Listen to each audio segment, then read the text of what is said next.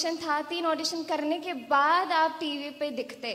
मतलब टीवी पे जब आपको लोग दिखते हैं तो आपको लगता है अरे वाह ये बच्चा बिल्कुल घर से उठ के आया है, लेकिन ऐसी बात होती नहीं है। टीवी पे अपीयर होने से पहले आपको बहुत मेहनत करना पड़ता है, आपको 7-8 ऑडिशन देना पड़ता है। एक ऑडिशन देने के लिए आपको सुबह 4 बजे लाइन में लगना पड़ता है, रात के 12 बजे आपके नंबर आता है, ऐसा सीन होता है। तो वही सब करते करते करते मैं जब मुंबई वाले ऑडिशन में 3 ऑडिशन होता था जिसमें मैंने 2 क्लियर कर लिया, आखिरी में रह गई। बहुत दुख हुआ। पापा बोले रोना नहीं, कुछ भी कर लेना, रोना नहीं। और कैमरा वाले मुंह पे, मैथिली आपको कैसा लग रहा है, आप ऑडिशन में सिलेक्ट नहीं हुए, मैथिली आपको कैसा लग रहा है। मैं बोली मेरे को बहुत अच्छा लग रहा है, मैं सिलेक्ट नहीं हुई, मैं बहुत खुश हूँ। यही हुआ। फिर 2011 में रिजेक्शन के बाद जब मैं घर वापस आई दिल्ली, रात में नींद नहीं आती थी मुझे। मैं सोचती थी अरे ये तो मेरे साथ ऑडिशन में लाइन में खड़ा था, अभी इसको सब जानते हैं, मुझे कोई नहीं जानता है, कोई मुझे पूछ भी नहीं रहा है। और हम जब मुंबई में थे तो इतना सब लाइट वाइट, सारे हीरो हीरोइन तो हमारे आंखों के सामने। मैंने श्रद्धा कपूर को देखा, मैंने आलिया भट्ट को देखा, मैंने अनिल कपूर को देखा। दिल्ली अपने घर में आती सब कुछ ऐसा लगता है कि अरे एक सपना था वो टूट गया बिल्कुल। तो फिर घर पे आकर के पापा ने बोला कि जिस चीज़ में आप रह गए उसको प्रैक्टिस करो। तो फिर मेरा एक मेन वो रह गया कि हाँ मैं प्रैक्टिस करूँगी, हर चीज़ गाऊँगी सभी लोगों को। क्योंकि उन लोगों ने मुझे जब रिजेक्ट किया तो ये बोला था कि मैथिली आप सिर्फ क्लासिकल गाते हो, आप बॉलीवुड चीज़ें नहीं गाते हो, तो ये आपके लिए डिफ़िकल्ट होगा आगे आपको ले जाना, तो इसलिए हम आपको आगे नहीं ले जा सकते हैं, आप अगले साल वापस मेहनत करके आइएगा। ये सब बात, ये सब चीज़ दिमाग में फिट हो गया कि अरे मुझे नहीं आता है, मुझे ये नहीं आता है कि मैं बॉलीवुड गाना कैसे गाऊँ। घर आकर के प्रैक्टिस की 4 साल प्रैक्टिस करने के बाद दोबारा 2015 में गई इंडियन आइडल जूनियर में।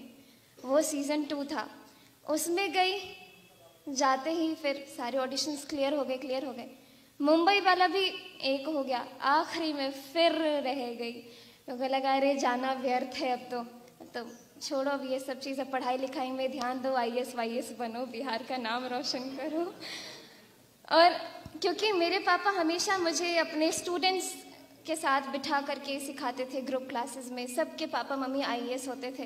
तो मेरा एक वो था कि माइंडसेट कि नहीं, म्यूज़िक अब मेरे से नहीं होने वाला है, हर जगह जाती हूँ रिजेक्ट हो रही हूँ, IAS वाईएस ही बन लेती हूँ, अपने बिहार में बहुत क्रेज़ है इसका। फिर मैं सोची स्कूल में अच्छा करूँ।